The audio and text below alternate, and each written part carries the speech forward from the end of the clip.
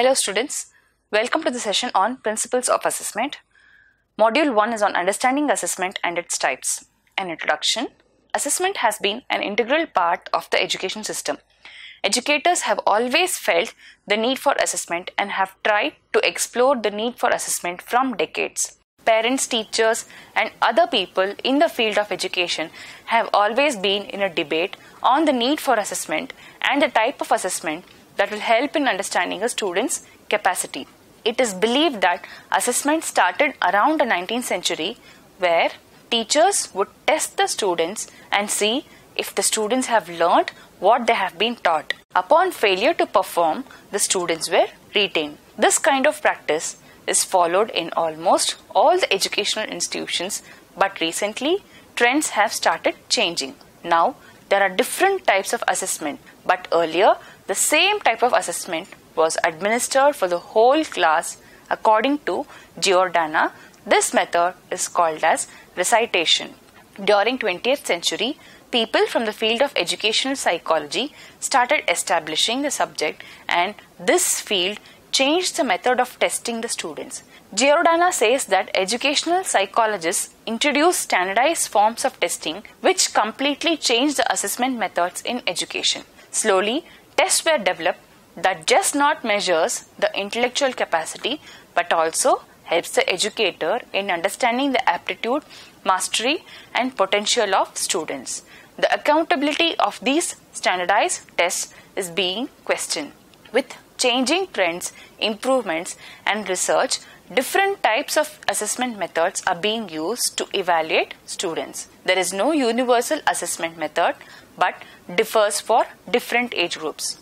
Nowadays, assessments are used not only to assess the intellectual capacity but also the overall development of a child. Therefore, it is very important to understand the meaning of assessment, the types and assessment used, especially in the field of early childhood education, as well understand the principles of assessment. Learning outcome.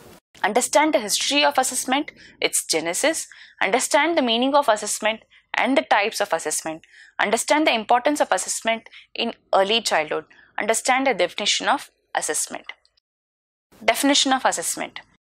In general, assessment means an act of making a judgment based on the actions of a performer observed by the observer.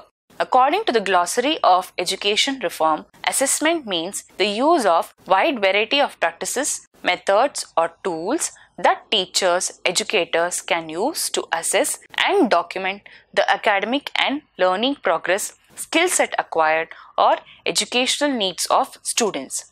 Educational assessment is a process that involves assessing the capacity of students and to improve curriculum to fit to the students' learning pattern and improve students' learning. The data obtained from the assessment can be used to assess the learning outcomes. Assessments can be called as tests as well. Assessment is a continuous process. Assessment can be individualized or performed on a group, community, or in any educational institution. Types of assessment. Assessment can be of many types. An educator can choose one or more type of assessment depending on the students and the type of teaching learning process involved. According to Easy Labs, there are 7 types of assessments. They are pre-assessment or diagnostic assessment. This type of assessment, which is used to assess the knowledge levels of students before any instructions are given. Based on the data obtained, instructions can be created to suit the students. Formative assessment.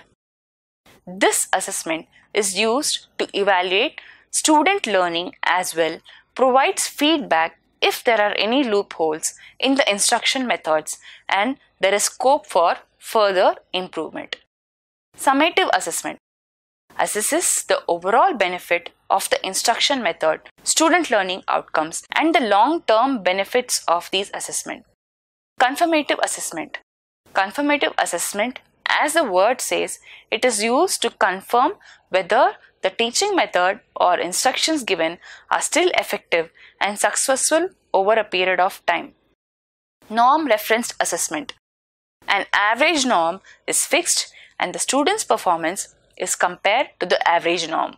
Criterion referenced assessment. As the word suggests, students are assessed based on a set of predetermined criteria. Ipsative assessment.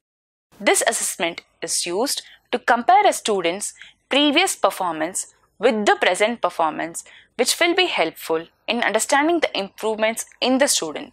Given above are a few types of assessment used in the field of education in general. The types of assessment used in the field of early childhood education can differ. In the next section, let us ponder over the types of assessment and the need for assessment in the field of early childhood. Assessment in early childhood education. Development and learning has become an issue of high importance and priority to parents and educators in the field of early childhood. Hence, assessments are becoming a very important component of early childhood programs. Standardized assessment helps in assessing and providing appropriate services to children developing according to the developmental norms or children who may have some developmental issues.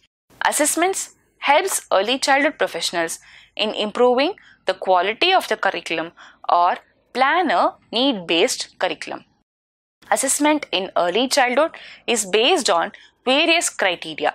Assessing the learning outcome is just not sufficient, but it's very important to assess the all-round development of the child, which are physical, motor development, socio-emotional development, cognitive development, language and literacy.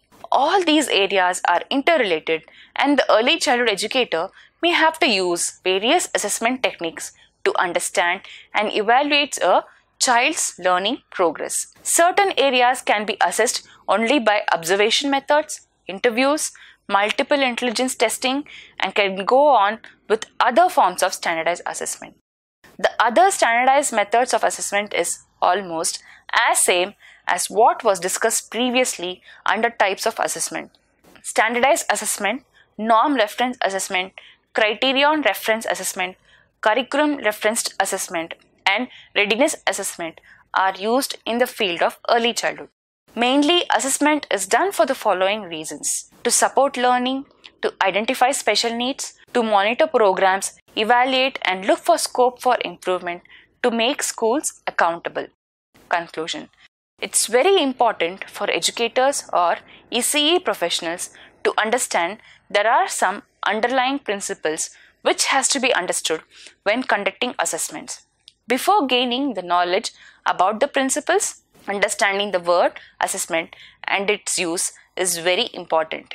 Educators now should think beyond the rote learning method and the rote assessment method. Assessment cannot stop at just writing exams and acquiring marks.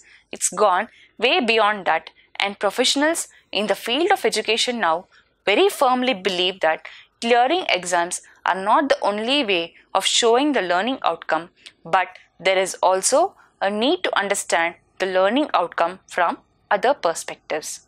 Thank you.